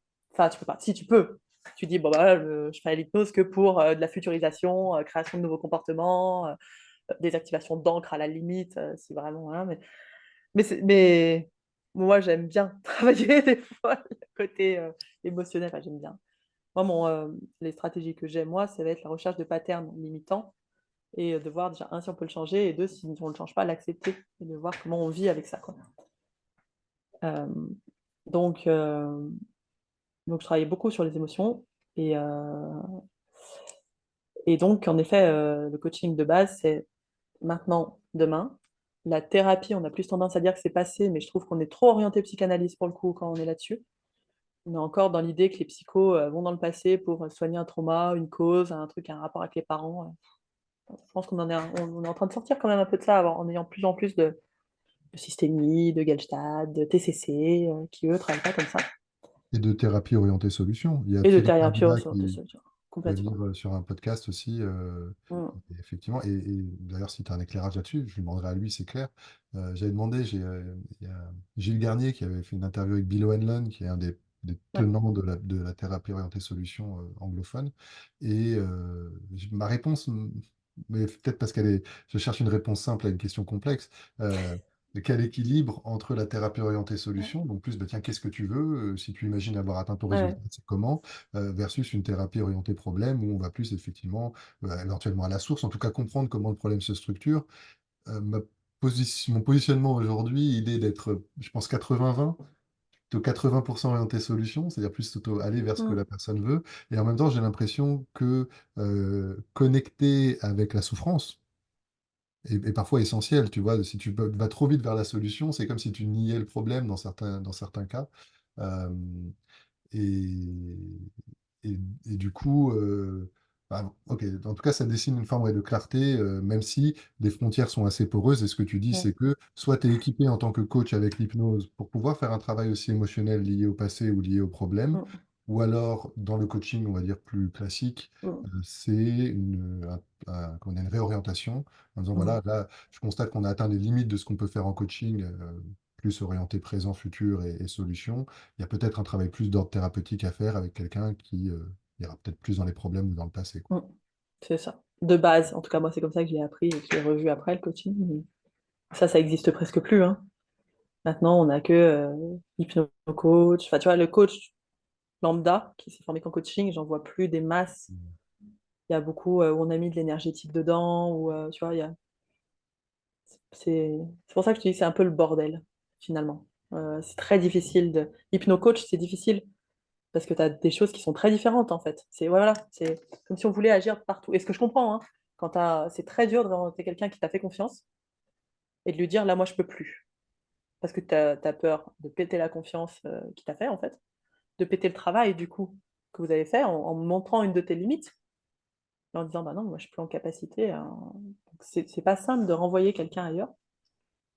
Il faut avoir le réseau pour connaître les gens, c'est pour ça qu'il faut connaître des psychos, des psychiatres, des trucs comme ça. Donc, je te rejoins, c'est pour eux. Le 80-20, je sais pas, ça va détendre. Alors, pour moi, je le vois un peu comme ça, tu vois, à la louche, je suis un peu comme toi. Peut-être plus 60-40 maintenant, quand même. Ça a un peu changé par rapport au début. Mais après, ça dépendra un peu ce qu'on disait au début, des croyances que tu as sur l'accompagnement. Si moi, je suis persuadée que le changement se fait via mes ancêtres, parce qu'il y a un truc transgénérationnel, forcément, qui se passe, bah forcément que là, on n'est plus du tout sur 60-40. On va partir dans le passé à fond, dans l'ultra passé. Sauf si, mais c'est encore une fois des visions et quelque part, c'est difficile de vraiment savoir, mais si tu te projettes du coup, dans du futur et dans de la solution, Mm. une hypothèse serait que s'il y a des enjeux du passé, voire du transgénérationnel, en obtenant l'évolution dans le présent et dans le futur, Ça ça vient de peut... bouger. Mais parfois, tu Ou as tu quand même demandes à besoin de tes besoin. ancêtres de venir t'aider maintenant pour du futur. Enfin, on peut tout utiliser, voilà. Mais pour ça, il faut connaître un peu notre cadre. Mais oui. Métier complexe, extrêmement complexe, sur plein d'aspects différents, Ouais. et qu'on a peut-être trop simplifié à un moment. Justement, je reboucle avec la séance de clôture. C'est rigolo parce que du coup, j'ai suivi moi une psychothérapie gestaltiste Mm, et donc il y a une séance de clôture. Et, et ça m'a beaucoup inspiré. D'ailleurs, le cadre de la gestalt est mm. beaucoup plus clair. Était vraiment pensé, puis repensé avec la PGRO. D'ailleurs, Pauline en parle très bien. Euh, euh, et maintenant, c'est ce que je propose dans mon cadre. C'est-à-dire, c'est difficile de savoir le nombre de séances nécessaires et utiles. Parfois, il y a des gens qui font des miracles en une séance ou qui font ce qui paraît être un miracle, en tout cas des changements très forts. Je vais Mm. plutôt dans ton sens, c'est que souvent, il y a eu un sacré paquet de travail avant et que c'est le bon moment, les pièces du puzzle sont prêtes, Ouais. les Ouais, mais cartons et du puis, devis. attention au changement miracle qui tient 3 jours, quoi. Et ou alors, qui tient même 3 mois. Aucun intérêt si c'est pas pérenne, hein. je ne serais peut-être pas aussi extrême. Intérêt parce que ça permet Ah de oui, suivre si, autre pour chose, prouver que c'est possible. Ah, ok. mais c'est pas suffisant en tout cas. Mais c'est pas Je suis d'accord. suffisant. À part pour l'ego du psycho ou de l'hypno qui te dit ah putain, je fais une séance de malade. Mais ta séance, elle est jamais une séance de malade. Tu as Ouais, des séances pour les... très intéressantes, tu as des séances où tu sens que tu as touché des trucs intéressants, qu'il y a une couche d'oignon qui s'est enlevée, qu'il y a un pas dans la confiance qui s'est fait, qu'on t'a confié des choses. Moi, ça m'est arrivé au bout de 5 6 séances. Comment j'ai pu ne pas savoir ça avant, en fait? Comment j'ai pu passer à côté de l'info avant? Bah, juste parce que la personne ne voulait pas me la donner ou que je ne suis pas allée là-dedans, tout simplement. Et donc là, oui, tu as des séances, tu sens qu'elles sont charnières, des fois, dans l'accompagnement. Tu sens qu'il y a un truc qui a bougé à ce moment-là. Mais la plupart du temps, en fait, les gens bougent, changent, tu ne sais même pas pourquoi. C'est déprimant, hein. Et si tu es sincère, c'est difficile d'évacuer l'hypothèse que ça puisse être autre chose que ta séance ou tes soins. Ouais, carrément. Ça se trouve, c'est le temps qu'il a fait. Ça fait 20 ans qu'il était comme ça, c'est bon, 20 ans, voilà. Ça se trouve, c'est la discussion avec le copain du coin. Ça se trouve, en effet, c'est juste l'état d'hypnose. Ça se trouve, c'est la confiance qu'il t'a fait et que toi t'as envoyé. Ça se trouve, c'est un regard. Ça se trouve, c'est une phrase. C'est Monique qui en parle très bien dans un bouquin qui dit qu'il avait fait, je crois, des questionnaires pour demander aux gens ce qu'ils avaient retenu de la séance et tout. Et des fois, il avait des réponses. Il se rappelait même pas avoir dit cette phrase. Et la personne était là, mais moi, ça m'a marqué toute ma vie. Des fois, tu balances un truc, une phrase qui n'est même pas une suggestion, et ça fait tout, quoi. Enfin, tout. Ça aide au changement, quoi. Et il y a Irving Yalom aussi qui, à un moment, qui reçoit une romancière, je crois, ou une écrivaine en tout cas, et qui n'a pas beaucoup de moyens. Et comme lui, il écrit aussi, ils s'engagent mutuellement à écrire leurs ressentis et leur point de vue sur chaque séance. Et quand ils font l'échange, je crois qu'ils en ont fait un livre. Moi, j'ai juste entendu parler de ça. Et effectivement, il dit qu'il était très surpris parce que lui, il avait l'impression que c'était l'insight, tu vois, l'interprétation, l'analyse Ouais, qui faisait, ou peut-être la suggestion. Et en fait, elle, c'était plutôt un regard, la manière de l'inviter à s'asseoir, comment il lui a ouvert la ouais, tu porte. vois. Et C'est fou, hein. effectivement, Tu peux pas. Toi, tu es juste avec tes projections de ce que tu penses qui est bien, de ce que tu penses que tu as bien fait, d'où tout l'intérêt de la supervision, pour le coup. D'avoir quelqu'un en backup qui voit d'autres choses que toi, parce que tu vois jamais les mêmes trucs. Et même un hypno pour envoyer sa séance ou parler de sa séance à 10 hypnos différents, où personne ne fera le même retour. C'est ce qui est intéressant. Mais en vrai, tu sais pas ce qui fait le changement exactement. Toi, tu mets tout en œuvre pour. Alors, pour le coup, tu crées des cadres sécures pour que la personne puisse changer dans cet environnement-là. Mais est-ce que parce qu'elle a changé dans ton cabinet, elle va réadapter ça à sa vie de tous les jours aussi? Non, on repart sur un truc plus large. Est-ce qu'elle va être en capacité, parce qu'avec toi, elle arrive à se positionner? Est-ce qu'avec des positions plus d'autorité que toi ou avec sa famille qui est plus proche que toi émotionnellement, ils vont arriver aussi à se positionner? Tu vois, le changement, des fois, on a tendance à le laisser un peu trop dans notre câble, en fait. mm. Et je ne sais pas si, ou plutôt comment on peut explorer ce bout du chemin, mais je te le propose et puis on voit ce que ça donne. Euh, J'entends dans ce que tu dis une forme de modestie, de circonspection par rapport notamment à la dimension très puissante, en l'occurrence de l'hypnose, puisque c'est quand même le sujet Mhm. principal là, qui nous anime. Euh, Pendant longtemps, je crois que j'étais un peu là-dedans aussi et j'en suis revenu, notamment avec, je trouve, Jordan qui porte ça très bien. Comment est-ce qu'on peut être raisonnable sans pour autant limiter nos clients, parce que tu vas présupposer qu'il y aurait au moins besoin d'une séance de suivi, ou au moins de 3 séances, ou de 5 séances, ou si la personne, elle peut, comme ça arrive parfois, faire des changements complets, on va dire, c'est-à-dire vraiment satisfaisants et pérennes en une séance. Ce serait presque dommage, tu vois, de présupposer qu'il en faudrait plus. Et inversement, laisser croire qu'on peut faire des miracles avec tout le monde en une séance, ce sera hyper décevant pour les gens qui ont besoin d'un peu plus de temps, ce qui est quand même Mhm. la majorité, voire des gens qui ont besoin de beaucoup plus de temps. On prenait Mhm. le cas des traumas ou autres, où il y a tout un travail de fond à faire avant de pouvoir effectivement Mhm. aller sur la problématique. Toi, tu as des formulations, des manières de manager le côté magique raisonnable, Moi, je reasonable manage logic. pas. Je le manage pas. Je me fous du côté magique parce que de toute façon, je n'accompagne pas en une séance. Dans mon cadre, je n'accompagne pas en une séance, donc moi, je ne travaille pas sur les symptômes. Voilà, bonne journée. Et je travaille sur des trucs, je disais, des patterns émotionnels ou de comportement. Mais donc en une séance, rien que le temps que j'intègre ce qui est dit et que je trouve sur quoi bosser, etc., etc., je ne le fais pas en une séance. Donc, Donc, j'ai pas besoin du côté magique. Donc, si j'annule le côté magique, je m'en fous, parce que de toute façon, les gens ne viennent pas me voir pour l'hypnose. Quand il y a des gens qui me demandent, moi, je voudrais venir faire de l'hypnose, je dis, de toute façon, c'est pas moi qu'il faut venir voir, parce que on fera pas d'hypnose. En tout cas, tout de suite, c'est pas vous qui allez me dire quel outil que je vais utiliser en plus. On va faire un problème avec le lead, tu vois. Mais des fois, j'ai des hypnos, tu vois, qui viennent en me disant, bah, moi, je veux faire de la séance d'hypnose. Bah, moi, je travaille pas comme ça, en fait. Donc, si vous voulez faire quelqu'un qui fait des séances d'hypnose, je vous renvoie vers, j'en sais rien, Manu, vers des gens qui sont vraiment très, très hypnose et qui ont fait plus de recherches sur les trans profondes, sur plein de trucs que moi, j'ai pas fait. Mais moi, j'ai pas à manager, il n'y a pas de côté magique, j'y crois pas déjà de base.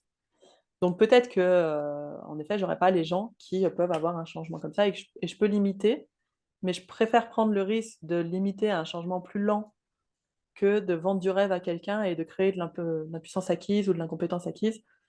Ça me paraît plus en accord avec moi, en fait, et avec l'hypno, l'accompagnante, la coach que moi je veux être.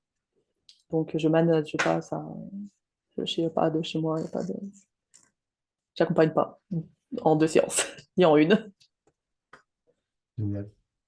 Euh, Excellent. D'ailleurs, Manu, que j'ai interviewé la semaine dernière. Donc, a Et ben priori, voilà. le podcast devrait être publié à peu près dans les mêmes temporalités. Euh, Super. Donc, effectivement, en tout cas, il y a une prise de position assez claire sur ton cadre. Et je pense Ouais. que euh, d'ailleurs, tu as nommé la supervision, peut-être que ça méritera un petit éclairage sur cet aspect-là, parce que souvent elle est recommandée sans être obligatoire, ce qui me paraît être une folie. Moi-même, j'ai mis du temps à me faire superviser. J'avais probablement un bon petit symptôme d'illusion de toute puissance au début de ma pratique. Je crois qu'on l'a tous, hein. Je Même crois que c'est que... ça ou l'inverse, quoi. Il y a des gens qui ont le syndrome de l'imposteur, même quand ils sont super, ils se Ouais, mais disent moi j'ai oui. le syndrome de l'imposteur et en même temps j'ai mis du temps à me faire superviser aussi. Tu vois, Ouais. j'avais l'impression de faire que de la merde et en même temps j'allais pas voir quelqu'un parce que je me disais, ah, non mais c'est bon, je vais gérer. Je vais faire mes recherches, je vais me débrouiller toute seule et je vais surtout pas dire à quelqu'un, je suis en train de faire de la merde. C'est difficile d'aller dire ça à quelqu'un et d'avoir le retour, mais je voulais rebondir sur un truc que tu as dit tout à l'heure et je me rappelle plus. C'est pas grave. Donc oui, la supervision, mais c'est comme le travail sur soi. On dit à tout le monde faites-en et personne n'en fait. Personne va voir autre chose qu'un hypno pour faire une séance. Ah bah tiens, j'ai un problème d'estime de soi, règle-moi ça. Non. Ouais, allez voir d'autres, tout à fait, Psycho, Gestalt, d'autres façons de travailler que la nôtre. C'est hyper intéressant déjà de le vivre en tant que client-patient. Et, et on a besoin de travailler sur nous, que ce soit en supervision ou que ce soit. Tu vois, Elsa me dit un truc qui est très vrai. Le premier outil de travail, c'est nous. Donc il faut en prendre soin. Et puis il faut qu'il soit le plus. Il sera jamais neutre, il sera jamais lisse, jamais pur, mais il faut qu'on le connaisse et qu'on connaisse ce qu'on dégage et ce qu'on renvoie. Moi, je le sais que je peux être limitante dans le changement, tu vois. Donc je fais gaffe avec qui je bosse. Je vais pas aller bosser avec quelqu'un, en effet, quelqu'un qui vient pour une phobie, je ne vois pas en fait. Ça n'aurait pas de sens que tu dises bah oui, à faisant de la phobie en une séance, alors que pour tous les autres, je dis bah non. Donc je ne travaille pas avec les changements qui pourraient se faire de façon hyper rapide. Voilà. Je renvoie vers des gens qui vont bosser là-dessus comme ça. Excellent, et j'ai l'impression, je pense que c'est aussi ce que les gens qui sont avec nous ressentiront. Je sais pas, d'ailleurs, je les invite à ne pas hésiter à commenter dans les liens, etc., si vous avez des questions ou des envies de précision ou de rebondir sur l'échange qu'on a avec Anna. Euh, En tout cas, c'est ce que j'ai vécu moi en tant que client quand j'ai entamé ma psychothérapie gestaltiste. Mm. Euh, il me- J'ai vraiment ressenti la sécurité du cadre incarné par Mm. ma thérapeute. Et moi qui croyais que le fait d'être un peu souple et adaptable était en fait vecteur de sécurité et Mm. positif, en fait, c'est plus inquiétant qu'autre chose. Enfin, je sais Ouais, pas, non. Mais en tout cas, moi qui aime bien être libre, d'avoir un cadre bien clair ouais. et en même temps, si jamais il y a besoin, on peut discuter. Tout est discutable. On est entre des adultes, entre des gens intelligents, entre guillemets. Enfin, euh, ce que j'ai trouvé très beau, c'est qu'il peut y avoir une discussion, il peut y avoir une souplesse, mais en tout cas, la base, elle est clairement explicitée, elle est connue, elle est maîtrisée. Et effectivement, c'est aussi pour ça que moi, j'encourage mes stagiaires un peu dans la lignée de Bob Burns, tu vois, où il dit parce que vous êtes professionnel, vous êtes scripté.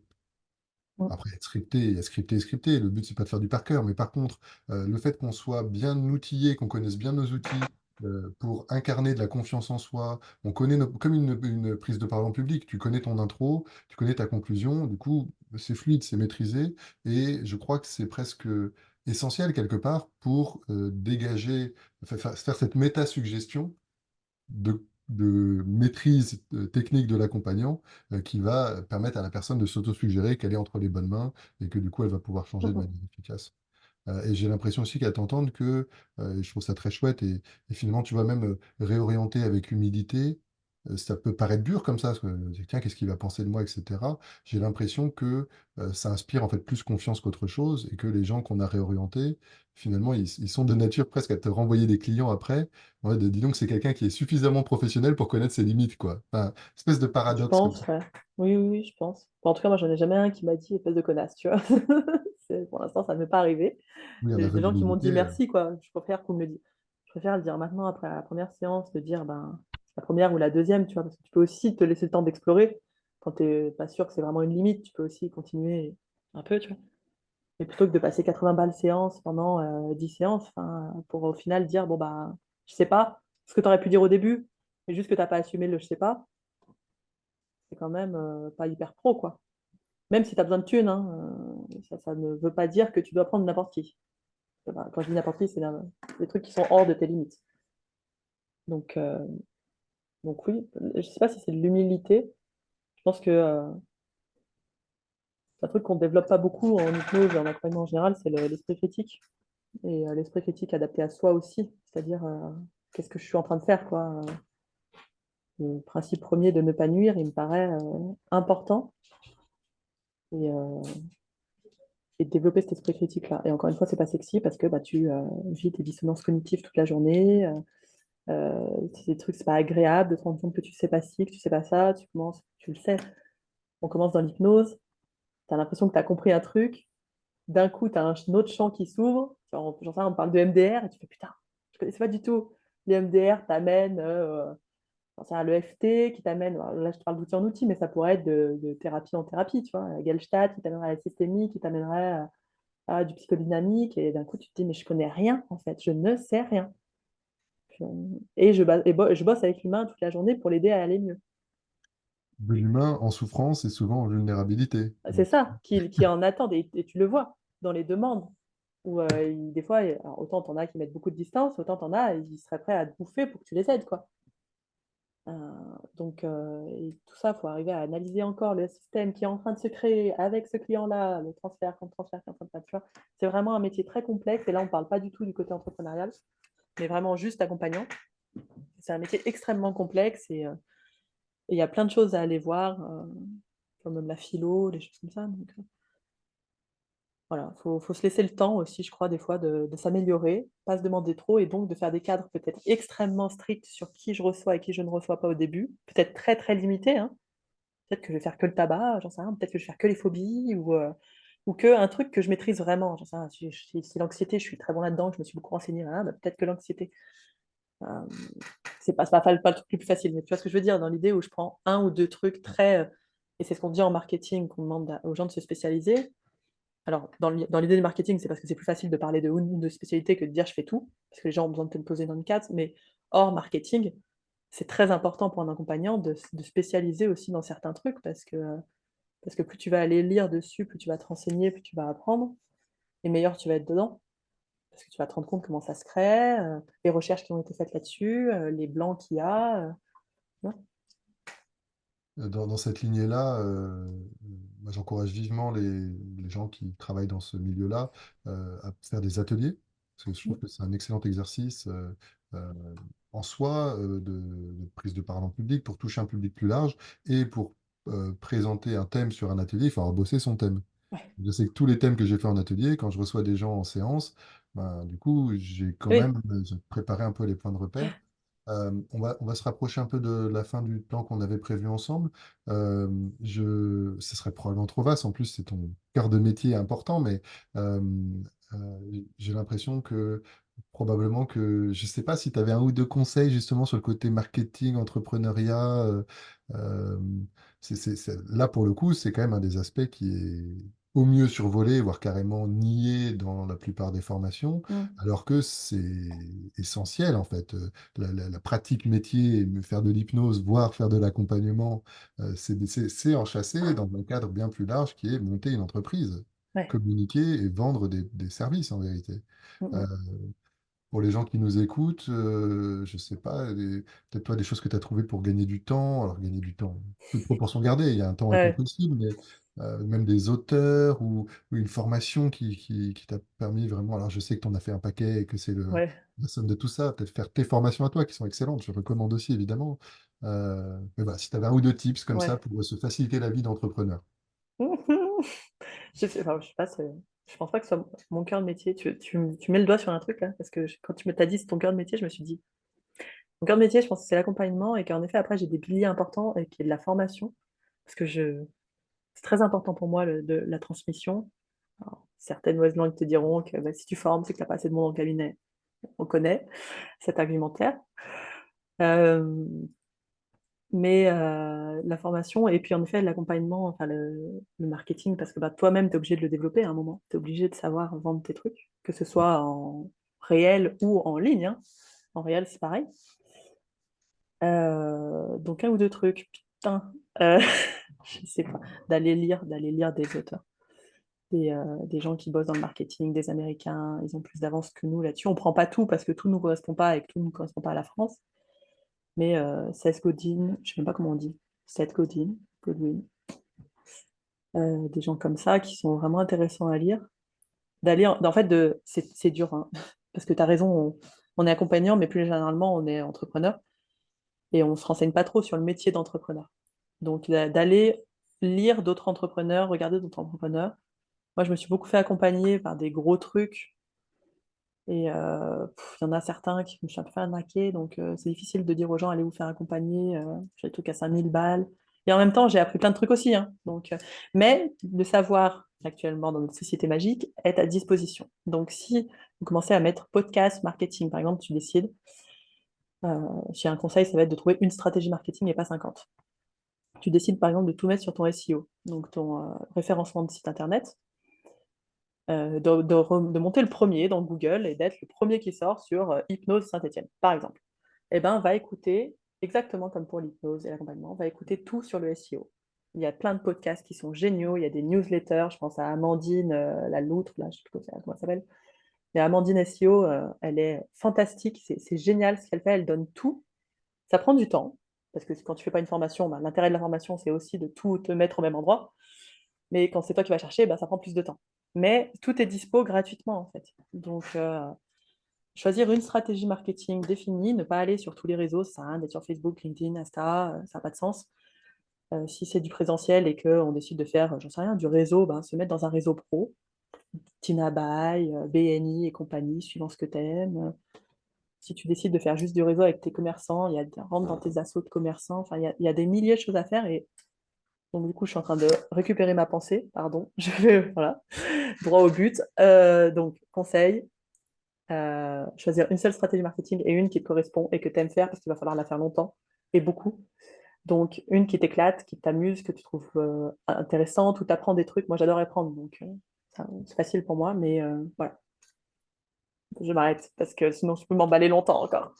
Tu m'as dit que c'était la fin, j'arrête, je me Ah, oui, cadre, je me le temps cadre. qu'on avait prévu à peu près. Après, ouais, Oui, oui, mais voilà.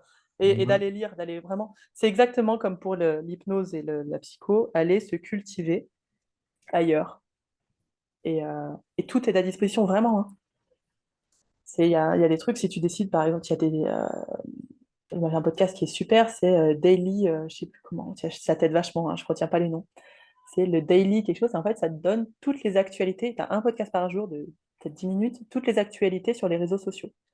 Donc, tous les trucs qui sont en train de changer, tu vois, Google qui change ses lois, LinkedIn qui développe un nouveau truc, ils vont bientôt développer des trucs genre les Reels, ils vont faire des trucs sur LinkedIn, donc ce sera intéressant de commencer à passer sur de la vidéo sur LinkedIn. Et le Daily Podcast, je crois que c'est. Et tu as vraiment tout, tu as des gens qui font des trucs super sur LinkedIn, il y a des gens qui font des trucs géniaux sur la formation, tu as des nanas qui font des trucs géniaux sur la formation, sur l'IA, sur tout, tu peux tout apprendre. Donc des fois, c'est vrai que ça fait trop, c'est une espèce d'overdose de contenu, mais donc il faut choisir limiter et se dire, bah là, moi, pendant 6 mois, j'apprends le SEO à fond, tu vois, parce que j'ai décidé que je serais premier sorti sur Google. Pourquoi pas? Ce qui Ou je le fais m'inspire faire par quelqu'un. Alors, c'était ma question suivante. En tout cas, ce qui m'inspire beaucoup, c'est que, et je ressens, plus j'avance dans ces interviews, plus je me dis, OK, j'avais l'idée que c'était pour partager avec le plus grand nombre, mais peut-être que j'avais une Tu fais intuition comme un moi, peu c'est pour apprendre. ésotérique, ouais, bah, Moi, je de ouf, fais tout pour de ouf. apprendre, c'est horrible. Mais en tout cas, c'est venu me percuter parce que je me trouve pas aussi bon que ce que j'aimerais être en termes de marketing et communication. Et probablement, enfin, c'est pas probablement, je suis trop éparpillé, à tester peut-être plusieurs possibilités, mais pas de manière très aboutie. Ça marche pas super bien, en tout cas pour vendre des Ouais, formations ou ce genre de choses.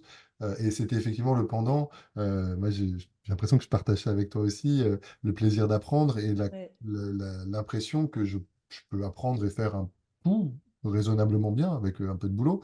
Euh, Peut-être que la délégation peut être le pendant La et j'ai l'impression que délégation pour peut être développer, un... Enfin, c'est ça peut pas être mal. bien de déléguer quand tu peux, financièrement, parce que ça coûte cher, les bonnes délégations. Clairement, tu fais faire ton site internet, normalement, ça ne te coûte pas 200 balles, tu vois.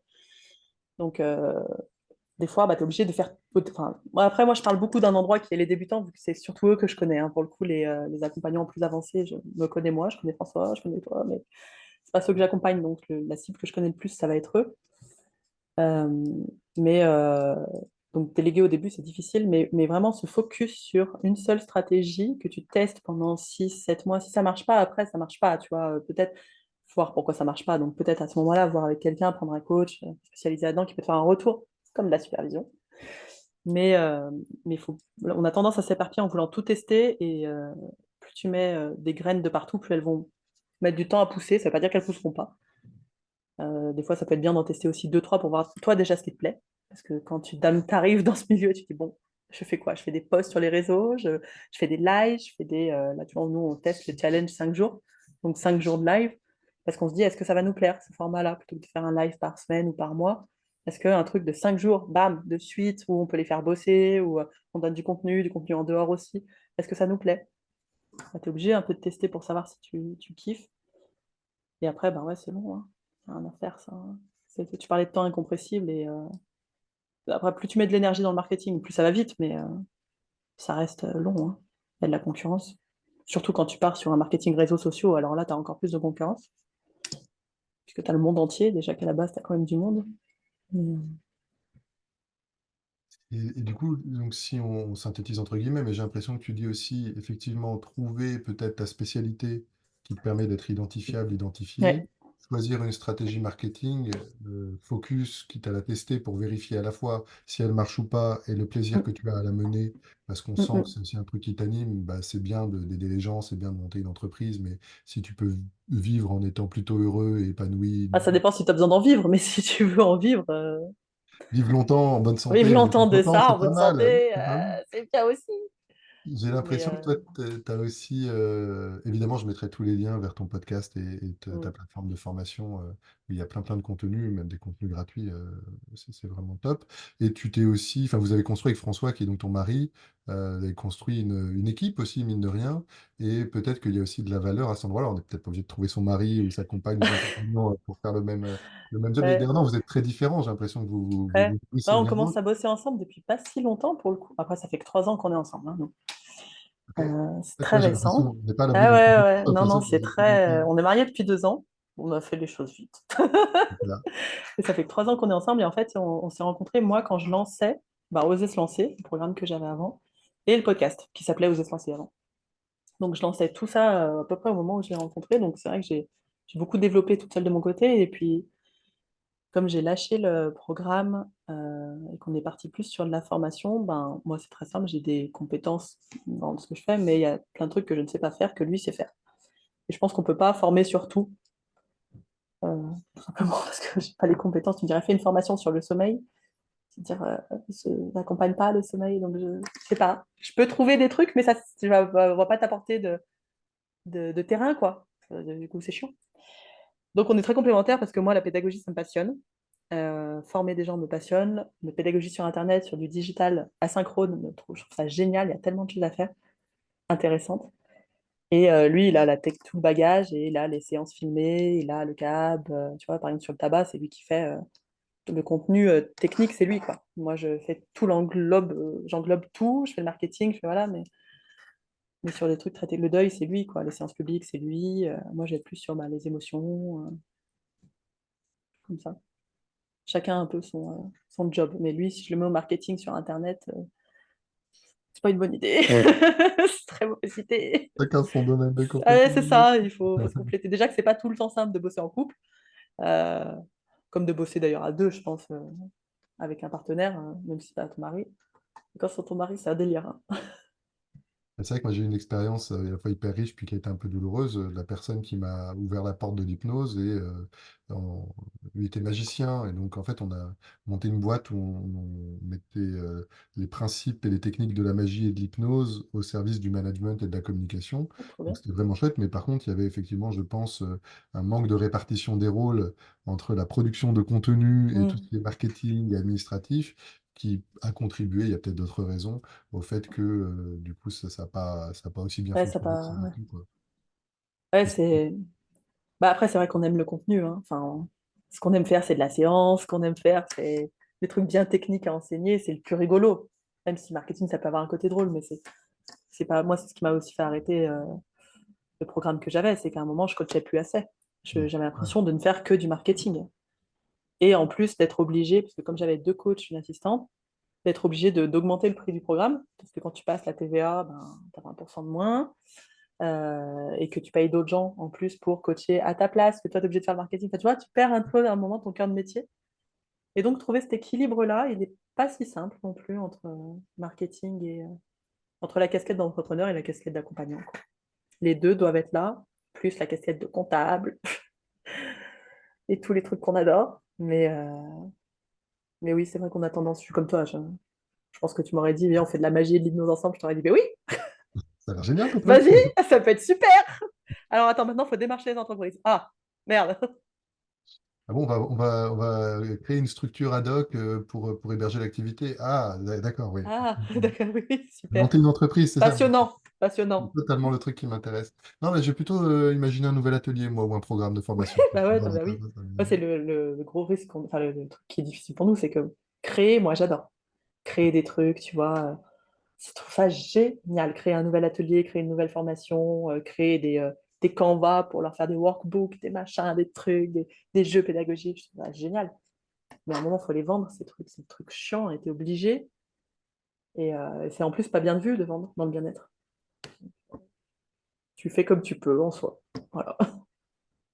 En tout cas, j'espère que à l'écoute de cet enregistrement, c'est un peu dur parce qu'il y a une forme de lucidité sur les enjeux et puis je trouve une transparence, une authenticité, une sincérité en tout cas sur le fait que c'est complexe. Peut-être que ça mérite de remettre une petite couche sur toute la joie merveilleuse que c'est que Ah, mais oui, d'accompagner des achetez gens. les formations. Non, c'est même pas ça, Non, c'est ouais. que c'est chaud comme reconversion, mais c'est merveilleux. Ah oui, Je veux dire, moi, c'est un métier génial. C'est un je métier travaillais génial. avec des T'apprends tout le personnes violentes, temps, bah oui. Et puis, t'aides immense des gens. C'est génial. C'est un métier extraordinaire. En plus, tu peux varier parce que c'est vrai qu'au bout de 10, 15 ans, accompagner des gens, ça peut être lourd aussi. Tu vois, on n'a pas parlé de fatigue compassionnelle, mais il y a un moment, ça peut être juste, ben voilà, t'as pas fait le tour parce que tu peux pas faire le tour. Mais il y a un moment, peut-être que tu n'y arrives plus et mieux vaut arrêter, peut-être à ce moment-là, ou prendre une pause. Et donc passer bah, des fois sur de la transmission, des fois sur des ateliers de groupe, des fois sur d'autres façons d'accompagner. Mais c'est un métier qui est incroyable, il faut s'accrocher. Voilà, si ça vous plaît, il faut s'accrocher, continuer, sauf cas où tu es dans une merde noire financière, etc. Reprendre un boulot, ça peut être bien aussi à côté. Y a pas... Ça fait pas de nous un moins bon accompagnant d'avoir un boulot à côté. Voilà. Qui est un boulot pour bouffer, quoi. peut-être même que ça peut apporter une sécurité effectivement économique qui permet d'être un meilleur accompagnant à côté Bah plutôt oui, que d'avoir besoin de vendre des séances pour ouais, payer complètement. son loyer. C'est vrai que tu m'as fait repenser à un type que j'avais rencontré quand j'étais en voyage au Mexique, plutôt, sur sa fin de carrière, et il avait été hypnotiseur. J'avais demandé, à l'époque, je trouvais que j'avais du mal, mais je découvrais tout juste, tu vois, à faire de l'hypnose profonde, et il m'avait dit, donc j'ai demandé comment est-ce qu'on fait de l'hypnose profonde, puis il m'avait répondu avec une métaphore, il m'avait dit, oui, bah, parfois les nuages Moi, parfois les nuages viennent vite, puis parfois les nuages viennent lentement, tu vois, un truc comme ça. C'est bien un truc d'hypnose, ça. Non, mais C'est quoi cette réponse? non, mais c'est pas débile aussi, c'est de se Mais dire, non, bon, mais c'est ce que vrai. j'en comprends avec le recul, c'est qu'il y a des gens, ils y vont très vite dans Oui, l'hypnose oui. profonde, et d'autres, ils ont besoin de temps. Et en revanche, lui, avec sa femme, il s'était spécialisé dans l'accompagnement d'enfants en difficulté, et je pense qu'ils ont gardé les principes d'hypnose, et d'ailleurs, euh, c'est quelque chose qui aurait pu se dire tout à l'heure, mais je trouve qu'il y a Cyril Champagne qui a fait un super boulot Mm. d'analyse des ressorts ou des fondements psychologiques, des fondements de cadre constructiviste de l'hypnose ericksonienne, parce que la force d'Erickson aussi, c'est qu'il ne fait pas juste de l'hypnose, il connaît tous les Ouais. courants psychologiques et psychiatriques, et du coup, peut-être que en partie émergée visible, c'est surtout l'hypnose, mais en Ouais. fait, tout ça s'enracine dans des cadres conceptuels qui étaient très, très pensés et structurés. Euh, et effectivement, de se dire que bon, bah, l'hypnose, l'accompagnement, c'est génial, et lui, avec sa femme, finalement, ils étaient allés sur un autre pan pour aider, et peut-être que des jeunes, parfois, ils ont moins besoin d'hypnose que d'une autre forme d'accompagnement. Et c'est vrai que c'est une philosophie de vie et de communication qui imprègne de toute façon Mm. notre être. Il y Complètement. a des gens qui me disaient, ma femme a accouché de notre deuxième fils récemment, et du coup, vous n'avez pas fait d'hypnose? Bah, en fait, non, mais il n'y a pas eu besoin. Et c'est peut-être aussi bien s'il n'y a pas eu besoin de l'avoir fait sans hypnose que d'avoir ajouté ça. Euh, en tout cas, voilà, qu'on en fasse un métier plein et totalement épanouissant et qui arrive à nous faire vivre, c'est quand on peut, c'est vrai que c'est génial, Mm. c'est, euh, c'est- c'est un vrai travail, il y a pas mal de facteurs et de paramètres à prendre en compte. Il y a beaucoup de joie aussi à y arriver, et puis probablement qu'il y a une structure aussi, hein, de voir si on est en couple, en famille, Mais un complètement. revenu C'est ce fixe, un que. revenu plus variable. Voilà. Complètement. Si tu as des enfants qui vont faire des études à Paris, tu as besoin de plus de thunes que moi qui n'ai pas d'enfants. Voilà. Donc c'est très contextuel. Mais chacun a sa façon de faire le métier. Vraiment. Comme le métier de formateur, chacun a sa façon de le faire. Je lisais là sur un forum, il faudrait que les formateurs aient 70% de cabinet, 30% de formation. En fait, ça dépend comment tu vois le job de formateur. Moi, je suis incapable de ne faire que 30% de mon temps de formation. Je fais trop de choses dans la formation pour n'y passer que 30% du temps. J'ai besoin de plus de temps. Voilà, c'est comme ça. Et je suis pas bonne, par exemple. Bah, on n'en a pas parlé, mais combien de séances tu peux prendre à la journée? Hmm. Ça, c'est ma limite aussi. C'est des limites aussi physiques, pour le coup, de concentration, d'énergie. On n'a pas parlé de ces limites-là dans le cadre, mais voilà, moi, mon cadre, il est que pas plus de 4 personnes à la journée. C'est rigolo, moi c'est Tu vois. 4 ça va, 5 c'est beaucoup, après c'est Ah beaucoup, ouais. beaucoup, quoi. Moi, 4 c'est déjà vraiment le. Je suis moins bonne au quatrième, un petit peu moins bonne qu'au troisième. Ça dépend comment elles sont réparties. Si tu fais deux le matin, deux l'après-midi, j'ai l'impression qu'avec la pause Ah ouais, déjeuner, c'est ça pas. Oui, passe. c'est vrai, tu récupères. C'est Ouais, c'est ça. pareil, mais à la semaine, moi, tu m'en fais faire plus de 8 à la semaine. Bon, on va dire, t'es une grosse feignasse, bah, peut-être, mais je peux pas, en fait. Je Oui, c'est sûr sature qu'il à un moment. y a des gens qui en font 8 10 par jour. Ouais, par jour. Ouais, je connaissais un formateur, il faisait 10 séances par jour, toute la semaine. Mais moi, je meurs. J'exagère, certes, c'est mon côté drama queen. Mais je suis incapable, je deviens une quiche et je pense qu'en plus, je serais saoulée des gens. J'ai pas une grande patience, moi, tu vois. Je peux me saouler très très vite des trucs et j'aime beaucoup varier. Donc, tu me fais faire 80 séances moi, en fait, j'en suis incapable. Je ne suis pas capable de faire ça.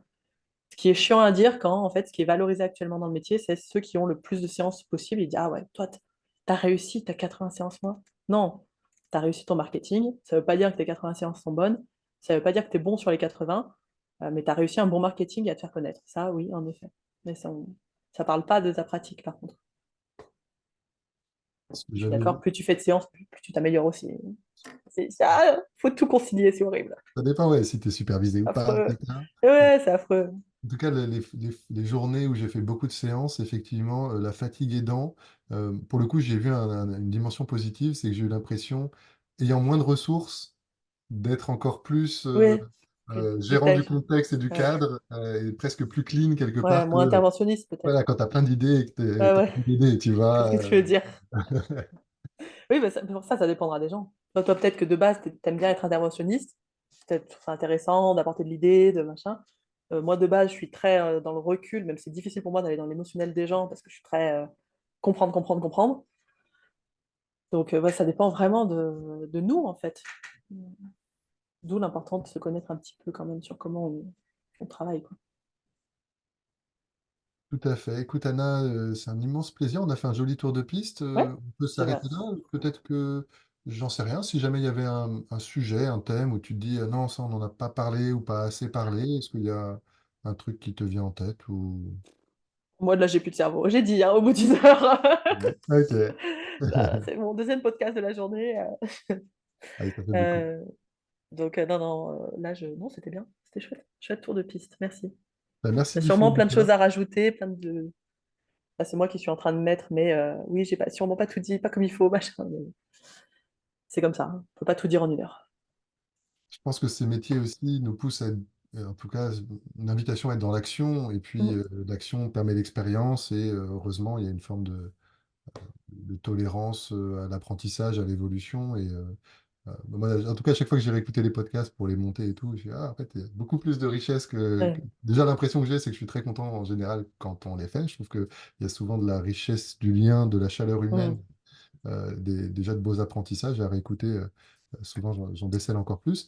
Et si jamais, effectivement, il y a des choses qui auraient peut-être mérité d'être un peu plus poussées, approfondies, ben, je relance nos chers auditeurs, auditrices, n'hésitez pas. Tout à Euh, fait. Moi, je mettrai les coordonnées, toutes les infos du travail d'Anna, de François en l'occurrence, sur ce que vous faites ensemble. Et puis, n'hésitez pas à commenter, à liker, à partager. Enfin voilà, vous connaissez les usages et les coutumes des réseaux sociaux aujourd'hui, donc vous êtes les bienvenus à promouvoir cet enregistrement s'il vous a plu. Et merci pour la recommandation d'Elsa. Je vais la contacter parce qu'on est au contact aussi. Et si jamais elle a de la richesse à nous apporter, ce sera Oui, super. je pense. Ouais. Je voulais aussi te remercier du fond du cœur, Anna, parce que euh, ton travail m'a beaucoup inspiré à plein de niveaux. Et je pense que si aujourd'hui ce podcast existe, c'est grandement grâce à ton podcast. Donc Hypnose et entrepreneuriat, c'est ça Raté, Hypnose et compagnie, j'arrête pas de changer le nom. Ah ben, c'est vrai. Je T'as fais été des osé feintes te pour voir lancer. qui c'est qui suit. C'est Voilà, ça, tu suis exactement. pas. Ah ben non. Mais en tout cas, au-delà du nom et de l'étiquette, le contenu et la forme m'a toujours beaucoup plu. Donc voilà, je souhaitais te remercier du fond du cœur aussi pour ce travail qui m'a ouvert cette porte pour ce que je fais aujourd'hui. Donc, voilà, merci beaucoup. Avec plaisir. Je suis rouge tomate. Encore merci Anna, à très Merci à toi. bientôt. Ciao. À toutes et tous.